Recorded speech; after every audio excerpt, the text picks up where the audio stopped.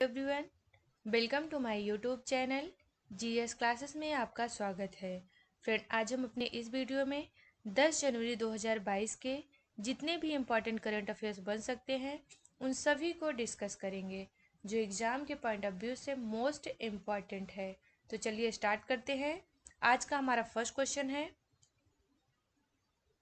Petroleum निर्यातक देशों के संगठन यानी organisation of the petroleum exporting countries OPEC के नए महासचिव कौन बने हैं?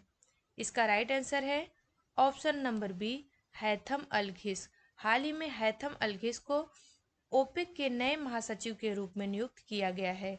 अब इससे रिलेटेड जो इम्पोर्टेंट पॉइंट है उसको देख लेते हैं। पेट्रोलियम निर्यातक देशों के संगठन यानी ओपेक ने कुवैती तेल कार्यकारी हैथम अलघिस को अपना नया महासचिव नियुक्त किया है। हैथम अलघिस मोहम्मद बरकिंडो की जगह लेंगे। यहाँ पे बात आई है ओपेक की, तो ओपेक का पूरा नाम organisation of the petroleum exporting country, जिसे हिंदी में पेट्रोलियम निर्यातक देशों का संगठन कहा जाता है। इसकी स्थापना 1 सितंबर 1960 ईस्वी में की गई थी। बात करते हैं इसका हेडक्वार्टर की, तो इसका जो हेडक्वार्टर या मुख्यालय है ये ऑस्ट्रिया की कैपिटल वियना में स्थित है। और सेक्रेटरी जनरल इसके कौन है प्रेजेंट टाइम में? मोहम्मद बरकिंडो है। और इनके स्थान पर हैथम अलघिस को हाल ही में हैथम अलघिस को इसका सेक्रेटरी जनरल या महासचिव नियुक्त किया गया है। बात करें यहाँ के या ओपेक के सदस्य देशों की, तो वर्तमान समय में कुल 13 सदस्य देश इसमें शामिल हैं।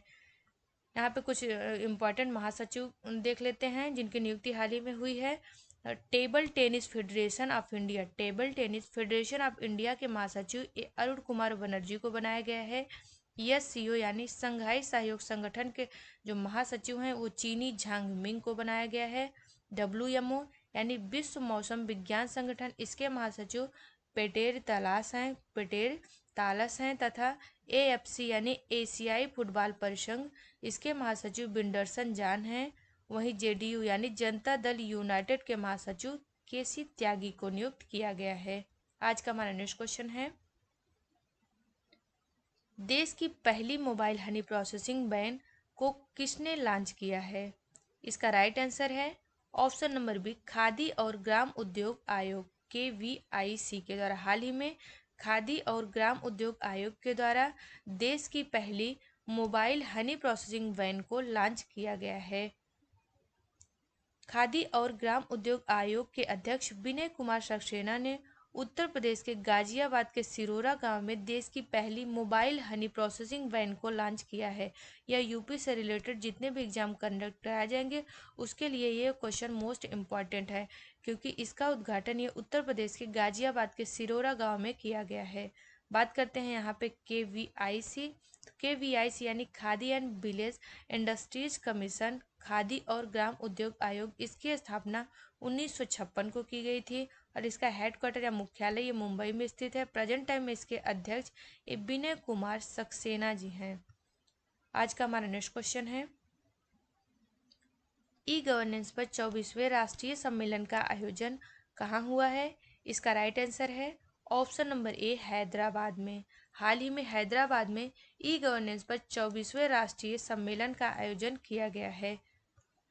यह 2 दिवसीय सम्मेलन है और इसका विषय क्या है? इंडियाज टेक डिजिटल गवर्नेंस इन ए पोस्ट पैंडेमिक वर्ल्ड।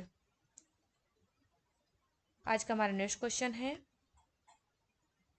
राष्ट्रीय जल पुरस्कार 2020 यानी नेशनल वाटर अवार्ड 2020 में कौन सा राज्य शीर्ष पर रहा है?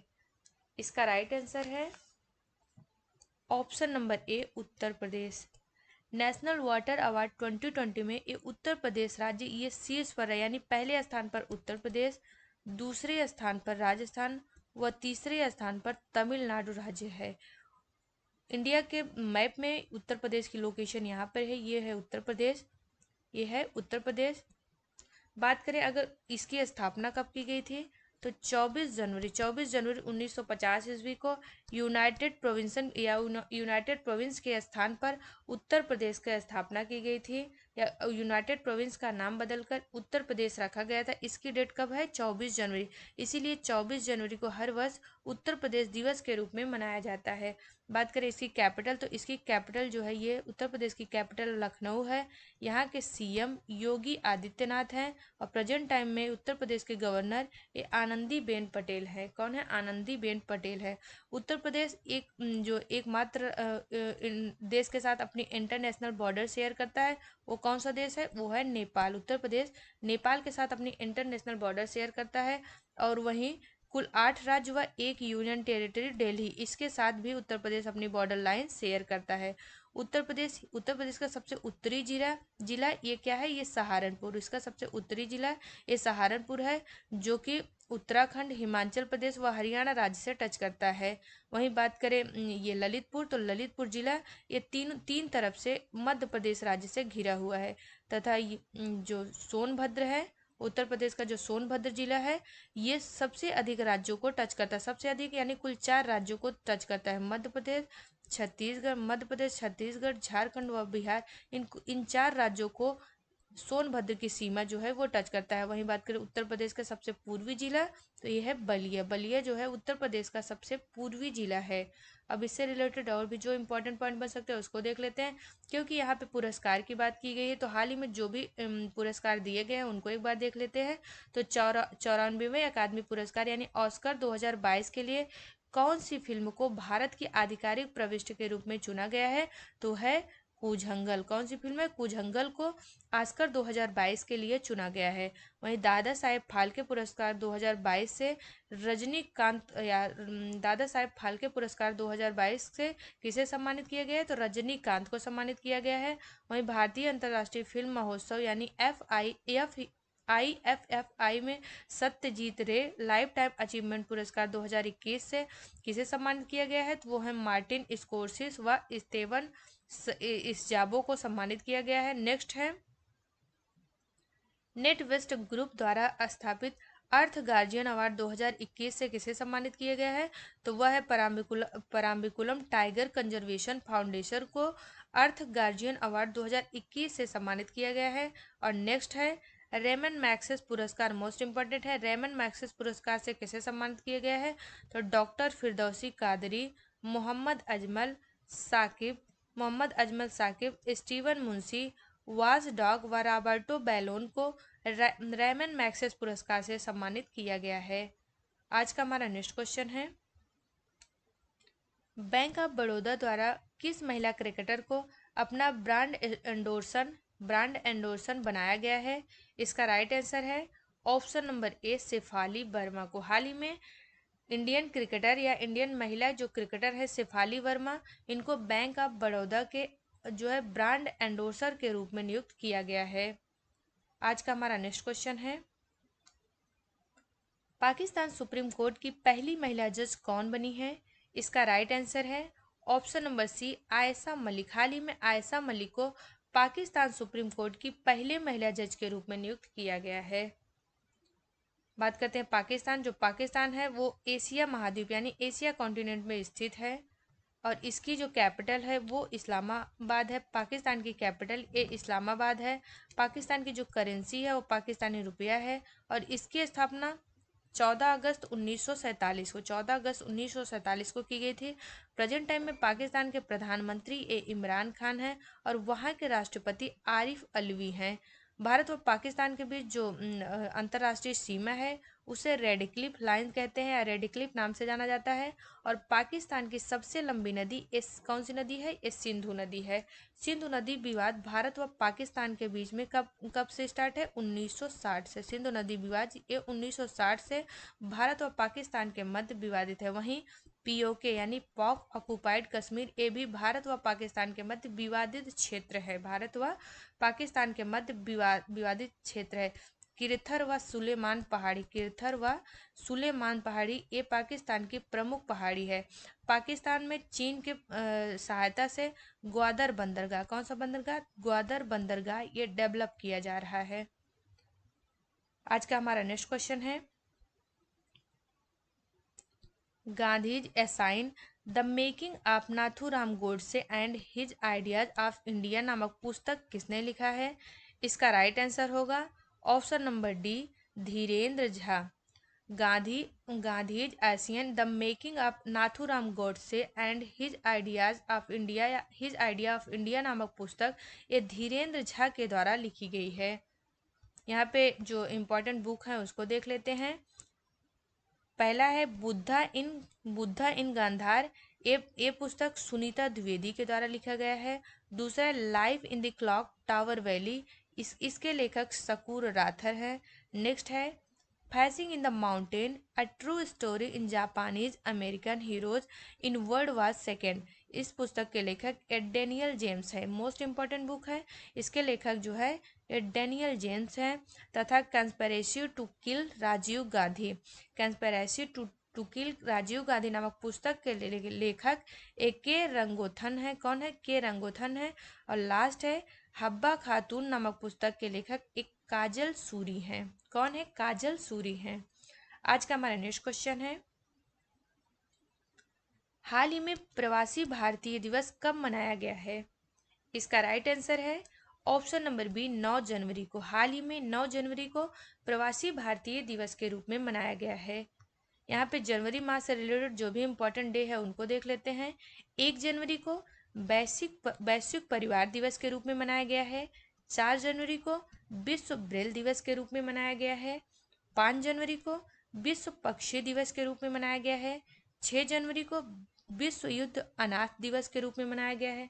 बात करें वहीं 10 जनवरी को तो विश्व हिंदी दिवस के रूप में मनाया गया है। विश्व हिंदी दिवस के रूप में मनाया गया है। 12 जनवरी को राष्ट्रीय युवा दिवस के रूप में मनाया गया है। 15 जनवरी को ये थल सेना दिवस के रूप में मनाया जाता है। थल सेना दिवस के रूप में मनाया जाता है। 18 जनवरी को ये पोलियो दिवस के रूप में मनाया जाता है। 23 जनवरी को सुभाष चंद्र बोस जयंती के रूप में मनाया जाता है। सुभाष चंद्र बोस जयंती के रूप में मनाया जाता है। 24 जनवरी को ये बालिका दिवस या राष्ट्रीय बालिका दिवस के रूप में मनाया जाता है। वहीं 24 जनवरी को ही उत्तर प्रदेश स्थापना दिवस के रूप में भी मनाया जाता है। बात करें 25 जनवरी को तो 25 जनवरी को राष्ट्रीय मतदाता दिवस के रूप में मनाया जाता है। वहीं 26 जनवरी को सीमा शुल्क दिवस के रूप में मनाया जाता है। 26 जनवरी को सीमा शुल्क दिवस के रूप में मनाया जाता है। 30 जनवरी को ये राष्ट्रीय शहीद दिवस के रूप में मनाया जाता है। तथा 31 जनवरी को एक कुष्ठ रोग दिवस के रूप में मनाया जाता है। आज का हमारा नेक्स्ट क्वेश्चन है, हाल ही में उत्तर प्रदेश सरकार ने मैनपुरी स्कूल का नाम बदलकर मैनपुरी सैनिक स्कूल का नाम बदलकर किसके नाम पर रखने की घोषणा की है? इसका राइट आंसर है option number C general Bipin Rawat. हाल ही में उत्तर प्रदेश ने मैनपुरी सैनिक स्कूल का नाम बदलकर जनरल बिपिन रावत के नाम पर रखने की घोषणा की गई है। जनरल बिपिन रावत हाल ही में इनकी प्लेन क्रैश से मृत्यु हो गई है। और ये भारत के पहले सीडीएस यानी चीफ डिफेंस स्टाफ, ये भारत के पहले चीफ जो है सीडीएस थे जिनकी हाल ही में प्लेन क्रैश से जो है या प्लेन दुर्घटना से इनकी मृत्यु हो गई है। आज का हमारा नेक्स्ट क्वेश्चन है, हाल ही में खेलो इंडिया गेम्स 2023 किस राज्य में करने की घोषणा की गई है? इसका राइट आंसर है option number B Madhya Pradesh. हाल ही में खेलो इंडिया गेम 2023 का आयोजन ये मध्य प्रदेश राज्य में किया जाएगा। इंडिया के मैप में जो है मध्य प्रदेश का लोकेशन यहाँ पर स्थित है। जो मध्य प्रदेश है इसकी कैपिटल क्या है? मध्य प्रदेश की कैपिटल ये भोपाल है। मध्य प्रदेश की कैपिटल भोपाल है। प्रेजेंट टाइम में यहाँ के सीएम शिवराज सिंह चौहान है। बात करें यहाँ की गवर्नर के तो प्रेजेंट टाइम में यहाँ के गवर्नर मंगू भाई छगन भाई पटेल हैं। अब इससे रिलेटेड जो इम्पोर्टेंट क्वेश्चन बन सकता है उसको देख लेते हैं। बात करते हैं मध्य प्रदेश की तो राला मंडल अभ्यारण्य में नाइट सफारी योजना शुरू की गई। मध्य प्रदेश के राला मंडल अभ्यारण्य जो है वहाँ पे नाइट सफारी शुरू की गई है। नेक्स्ट है मध्य प्रदेश के जो इम्पोर्टेंट नेशनल पार्क हैं उनमें Kanha national park, Bandhavgarh national park, Madhav national park, Sanjay national park, Panna national park व सतपुड़ा नेशनल पार्क, ये मध्य प्रदेश के इम्पोर्टेंट नेशनल पार्क हैं। नेक्स्ट है जीवन अमृत योजना, ये मध्य प्रदेश में शुरू की गई है जो इम्यूनिटी बढ़ाने से संबंधित है। वहीं EFI पंजीकरण सेवा, यह इसकी शुरुआत भी मध्य प्रदेश से की गई है। नेक्स्ट है पहला railway coach washing plant Habibganj में स्थापित किया गया है। और एक जिला एक शिल्प अभियान, एक जिला एक शिल्प अभियान, इसकी शुरुआत भी मध्य प्रदेश राज्य से की गई है। नेक्स्ट है संकल्प योजना, ये मध्य प्रदेश के उमरिया डिस्ट्रिक्ट से स्टार्ट की गई है और इसका जो उद्देश्य है वो बुजुर्गों को सहायता प्रदान करने के लिए है। यह संकल्प योजना का मुख्य उद्देश्य बुजुर्गों की सहायता प्रदान करने से है और इसकी शुरुआत मध्य प्रदेश के उमरिया डिस्ट्रिक्ट से की गई है। नेक्स्ट है मुख्यमंत्री राशन आपके द्वार योजना, मुख्यमंत्री राशन आपके द्वार योजना, इसकी शुरुआत विद्युत मित्र योजना शुरू की गई है। इस योजना की शुरुआत हुई तथा निष्ठा विद्युत मित्र योजना की एक जिला एक शिल्प अभियान, यहाँ पर मध्य प्रदेश के जितने भी इम्पोर्टेंट योजना है मुख्यमंत्री राशन आपके द्वार योजना, निष्ठा विद्युत मित्र योजना व एक जिला एक शिल्प अभियान, एक जिला एक शिल्प अभियान योजना, ये सभी मध्य प्रदेश के इम्पोर्टेंट परियोजना या फिर योजनाएं हैं। आज का जो जीके पॉइंट का सेशन है उसको देख लेते हैं। जीके पॉइंट के सेशन में पॉलिटी का सेशन चल रहा है जिसमें भाग 5 तक कितने भाग पांचवें भाग में पहुंचे हैं। जो 5वां भाग है वो संघ से रिलेटेड है, संघ से रिलेटेड है। इसके पिछले पार्ट में हमने राष्ट्रपति से रिलेटेड जितने भी इम्पोर्टेंट आर्टिकल बन सकते थे उन सभी को कवर किया है। जो आज वाला सेशन है उसमें उपराष्ट्रपति को कवर करेंगे, यानी उपराष्ट्रपति से रिलेटेड जो भी इम्पोर्टेंट आर्टिकल है उनको इस जो है वीडियो में कवर किया जाएगा। तो स्टार्ट करते हैं। जो आर्टिकल 63 यानी अनुच्छेद 63 है उसमें भारत के उपराष्ट्रपति के बारे में प्रावधान किया गया है। वहीं बात करें अनुच्छेद 64, इसमें उपराष्ट्रपति का राज्यसभा का पदेन सभापति होना, यानी उपराष्ट्रपति ये राज्यसभा का पदेन सभापति होता है। इसका वर्णन आर्टिकल 64 में किया गया, अनुच्छेद 64 में किया गया है। बात करते हैं अनुच्छेद 65 की, तो इसमें उपराष्ट्रपति का आकस्मिक रिक्तियों तथा राष्ट्रपति की अनुपस्थिति में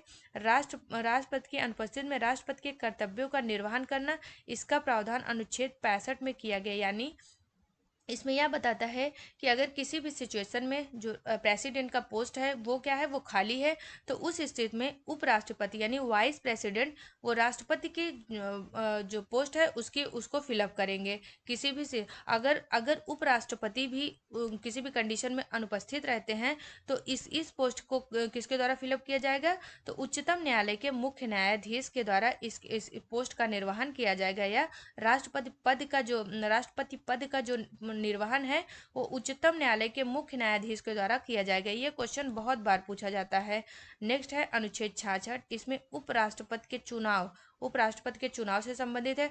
उपराष्ट्रपति के जो चुनाव होता है उसमें लोकसभा व राज्यसभा के सभी सदस्यों के द्वारा, जितने सदस्य होते हैं सभी सदस्यों के द्वारा उपराष्ट्रपति का चुनाव होता है। नेक्स्ट है अनुच्छेद 67 या फिर आर्टिकल 67, इसमें उपराष्ट्रपति का कार्यकाल, उपराष्ट्रपति का जो कार्यकाल होता है वो सामान्यतः 5 वर्ष का होता है। कितने, सामान्यतः 5 वर्ष का होता है। नेक्स्ट है आर्टिकल 68 या अनुच्छेद 68, इसमें उपराष्ट्रपति कार्यालय के रिक्त की पूर्ति के लिए चुनाव का समय निर्धारण तथा आकस्मिक रिक्त को पूर्ति करने के लिए चुने गए व्यक्ति का कार्यकाल इससे रिलेटेड है। नेक्स्ट है आर्टिकल 69, इसमें उपराष्ट्रपति द्वारा शपथ ग्रहण करने का प्रावधान किया गया है। उपराष्ट्रपति को किसके द्वारा शपथ दिलाई जाती है, तो प्रेसिडेंट ऑफ इंडिया यानी भारत के राष्ट्रपति के द्वारा उपराष्ट्रपति ये शपथ ग्रहण करता है। बात करें अगर प्रेसिडेंट किसके द्वारा शपथ ग्रहण करता है तो चीफ जस्टिस ऑफ इंडिया यानी सुप्रीम कोर्ट के या उच्चतम न्यायालय के मुख्य न्यायाधीश के द्वारा राष्ट्रपति को शपथ दिलाई जाती है। नेक्स्ट है अनुच्छेद या आर्टिकल 70, अनुच्छेद 70 या अन्य आकस्मिकताओं में राष्ट्रपति के कर्तव्यों का निर्वहन से संबंधित है, तथा अनुच्छेद 71 ये उपराष्ट्रपति के चुनाव संबंधी या उससे जुड़े मामले के बारे में या उससे जुड़े मामले से संबंधित प्रावधान का वर्णन अनुच्छेद 71 में किया गया है। यानी अगर उपराष्ट्रपति से रिलेटेड या उपराष्ट्रपति के चुनाव से रिलेटेड कोई भी विवाद है तो उसकी सुनवाई ये उच्चतम न्यायालय, कहाँ पर, उच्चतम न्यायालय में की जाती है, और उच्चतम न्यायालय का निर्णय जो होता है वो अंतिम होता है। तो यानी उपराष्ट्रपति या राष्ट्रपति दोनों से के चुनाव में जो भी समस्या या फिर जो भी विवाद आता है उसकी सुनवाई उच्चतम न्यायालय में की जाती है और उच्चतम न्यायालय का निर्णय वो अंतिम होता है। भारत के प्रथम उपराष्ट्रपति कौन थे? तो वो भारत रत्न से सम्मानित डॉक्टर सर्वपल्ली राधाकृष्णन थे। वहीं भारत के वर्तमान उपराष्ट्रपति ये श्री एम वेंकैया नायडू जी हैं। लास्ट है मैप का सेशन। मैप के सेशन में हम जो है एशिया कॉन्टिनेंट को कवर कर रहे हैं। एशिया कॉन्टिनेंट में जो स्पेशली पाकिस्तान और अफगानिस्तान, ये दोनों कंट्री जो भारत के पड़ोसी राज्य हैं, इनमें इन दोनों कंट्री को हमने डीपली कवर किया है। कौन से हैं? पाकिस्तान व अफगानिस्तान। जो आज का सेशन है वो स्पेशली किस देश को फोकस करता है? तो आज के सेशन में स्पेशली ये चाइना को, ये जो चाइना है इसको कवर किया जाए। भारत के पड़ोसी देश चाइना को कवर करेंगे। तो बात करते हैं चाइना की, तो ये क्षेत्रफल की दृष्टि से चौथे स्थान पर चाइना है। ये क्षेत्रफल की दृष्टि से चौथे स्थान पर तथा जनसंख्या के दृष्टि में पहले स्थान पर है। क्षेत्रफल की दृष्टि में अगर पूछे सबसे बड़ा देश कौन सा है, तो पहले स्थान पर कौन सा है? रूस, दूसरे स्थान पर कनाडा, तीसरे स्थान पर यूएसए, चौथे स्थान पर चीन, पांचवें स्थान पर ब्राजील, छठे स्थान पर ऑस्ट्रेलिया। वहीं भारत की जो रैंकिंग है वो 7वें, क्षेत्रफल की दृष्टि भारत 7वें स्थान पर है तथा चाइना इस चौथे स्थान पर है। बात करें जनसंख्या के मामले में, तो जनसंख्या के मामले में चाइना पहले स्थान पर है, वहीं भारत की स्थिति जो है दूसरी है, या भारत जनसंख्या के मामले में दूसरे स्थान पर है। चाइना की जो कैपिटल है वो बीजिंग है। क्या है चाइना की कैपिटल? वो बीजिंग है। और मैक-मोहन रेखा के द्वारा भारत व चाइना ये दोनों एक दूसरे से डिवाइड होते हैं, और इनकी लंबाई, या भारत व चाइना के जो बॉर्डर रेखा है उसकी लंबाई 3488 किलोमीटर है। कितना है? 3488 किलोमीटर है। जो चीन है एक कुल 14 देशों के साथ विश्व में सबसे अधिक देशों के साथ बॉर्डर लाइन शेयर करने वाला देश चीन है। कुल 14 देशों के साथ अपनी बॉर्डर लाइन शेयर करता है। और यहीं पे तकला मकान मरुस्थल, तकला मकान मरुस्थल ये चीन का महत्वपूर्ण या चीन में पाया जाने वाला मरुस्थल है। क्वेश्चन पूछा जाता है कि तकला मकान मरुस्थल किस देश में है, तो वो चीन में है।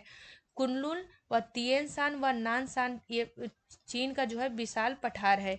कौन सी नदियों की बात कर लेते हैं, तो यांगसी नदी, सिक्यांग नदी व हांगहो नदी। सिक्यांग नदी व हांगहो नदी ये चीन की प्रमुख नदियां हैं। चीन की जो है प्रमुख नदियां हैं। सबसे उत्तर में बहने वाली हांगहो नदी, कौन सी? सबसे उत्तर में बहने वाली हांगहो नदी के जल में पीली मुलायम मिट्टी बहने के कारण इसे पीली नदी के नाम से जाना जाता है। पीली नदी के नाम से किस नदी को जाना जाता है? तो इसे हांगहो नदी को पीली नदी के नाम से जाना जाता है। और यह नदी पोहाई या चिहली की खाड़ी में अपना जल गिराती है। बात करते हैं यांगसी क्यांग नदी की, तो यांगसी क्यांग नदी एशिया की सबसे लंबी नदी है। वहीं विश्व की तीसरी सबसे लंबी नदी है। विश्व की सबसे लंबी नदी यह अफ्रीका कॉन्टिनेंट में पाई जाती है, वो नील नदी है। कौन सी? वो नील नदी है। दूसरी सबसे लंबी नदी साउथ अमेरिका कॉन्टिनेंट में पाई जाती है, जो कि अमेजन नदी है। तथा तीसरी सबसे लंबी नदी एक एशिया कॉन्टिनेंट की सबसे लंबी नदी है, और ये कौन सी है? यांगसी क्यांग नदी, जो कि चाइना में बहती है, चीन में बहती है। इसकी लंबाई 6300 किलोमीटर, इसकी लंबाई कुल 6300 किलोमीटर है। बात करें विश्व की सबसे बड़ी पनबिजली परियोजना, ये 3 घाटियों का बांध है। कौन सा विश्व की सबसे बड़ी पनबिजली परियोजना? ये 3 घाटियों का बांध है। यह जो है चीन के हुए प्रांत में यांगसी नदी पर स्थित है। वहीं चीन का जो लाल्हो बांध है, लाल्हो बांध यह किस नदी पर स्थित है? तो सियाबुक नदी पर स्थित है, और तिब्बत वाले क्षेत्र पर लाल्हो बांध ये तिब्बत वाले क्षेत्र पर स्थित है, सियाबुक नदी पर। चीन की जलवायु की बात करें तो रूपांतरित मानसूनी जलवायु यहाँ की जो है चीन की जलवायु है। नेपार्तक और हार्वे चक्रवाती तूफान का संबंध ये चीन से है। वहीं चावल, गेहूं, तंबाकू व चाय के उत्पादन में चीन का प्रथम स्थान है। संघाई को, जो संघाई है, संघाई को चीन का क्या कहते हैं? मैनचेस्टर कहते हैं। संघाई को चीन का मैनचेस्टर कहते हैं। वहीं अनसान मुकदेन को चीन का पीटर्सबर्ग कहते हैं। नेक्स्ट है, चीन का जो पर्ल नदी डेल्टा है वो विश्व का सबसे बड़ा शहरी क्षेत्र बन चुका है। और चीन से रिलेटेड जो अगला है हांगकांग, हांगकांग व मकाओ ये चीन में विलय होने वाले नवीनतम भूभाग हैं। और सोने के उत्पादन में, ग्रीन हाउस गैस के उत्सर्जन में तथा ऊर्जा उपभोक्ता के मामले में चीन पहले स्थान पर है। सोना का उत्पादन सबसे अधिक किस देश में होता है, तो वो चीन में होता है। दूसरा है ग्रीन हाउस गैस का उत्पादन अगर पूछे किस देश में होता है, तो उसका भी उत्पादन सर्वाधिक चीन में होता है। तथा ऊर्जा उपभोक्ता के मामले में भी चीन पहले स्थान पर है। चीन में विश्व के पहले जंगल शहर यानी फॉरेस्ट सिटी का निर्माण किया गया है। चीन में विश्व के पहले जंगल शहर यानी फॉरेस्ट सिटी का निर्माण किया गया है। यहाँ पर चीन से रिलेटेड जितने भी इंपॉर्टेंट पॉइंट बन सकते हैं उन सभी को कवर किया गया है। अगर पूछे चीन की बॉर्डर लाइन, तो ये रसिया से टच करती है। रसिया की राजधानी या रूस की राजधानी मॉस्को है। और मंगोलिया से टच करती है। मंगोलिया की जो कैपिटल है वो क्या है, उलान बटोर है। मंगोलिया की कैपिटल उलान बटोर है। नेक्स्ट है कजाकिस्तान, इसकी बॉर्डर लाइन जो है ये कजाकिस्तान से टच करती है। इसकी राजधानी आलमट्टी है। किर्गिस्तान से ताजिकिस्तान से अफगानिस्तान और भारत नेपाल भूटान म्यांमार, इन सभी देशों के साथ म्यांमार, लाओस व वियतनाम के साथ ये अपनी बॉर्डर लाइन शेयर करते हैं। वहीं ये वाला जो कंट्री है यहाँ पर ये नॉर्थ कोरिया है और ये साउथ कोरिया। नॉर्थ कोरिया व साउथ कोरिया, ये इन दोनों के बीच जो बॉर्डर लाइन है वो क्या है, 38 डिग्री बॉर्डर लाइन के द्वारा नॉर्थ कोरिया व साउथ कोरिया ये अपने जो है क्या कहते हैं डिवाइड होते हैं। तो यहाँ पर चीन से रिलेटेड जितने भी इम्पोर्टेंट पॉइंट बन सकते हैं उन सभी को कवर किया गया है। 1 बाय 1 करके या एक एक करके एशिया कॉन्टिनेंट के जितने भी देश हैं, जितने भी कंट्री हैं, उन सभी को जो है कवर किया जाएगा। तो आप लोग वीडियो को रेगुलरली फॉलो करिए, जिससे आप जो है जो पॉलिटी का सेशन चल रहा है, करंट के साथ साथ पॉलिटी के सेशन व फिर मैप सेशन को जो है कम्प्लीटली समझ सकें। तो फ्रेंड, अगर आपको हमारा वीडियो अच्छा लगा हो तो प्लीज़ हमारे वीडियो को लाइक करें। और अगर आप हमारे चैनल पर फर्स्ट टाइम विजिट कर रहे हो तो हमारे चैनल को सब्सक्राइब करें तथा बेल आइकन को जरूर प्रेस करें, ताकि हमारे आने वाले सभी वीडियो का नोटिफिकेशन आपको सबसे पहले मिल सके। Thank you for watching my video.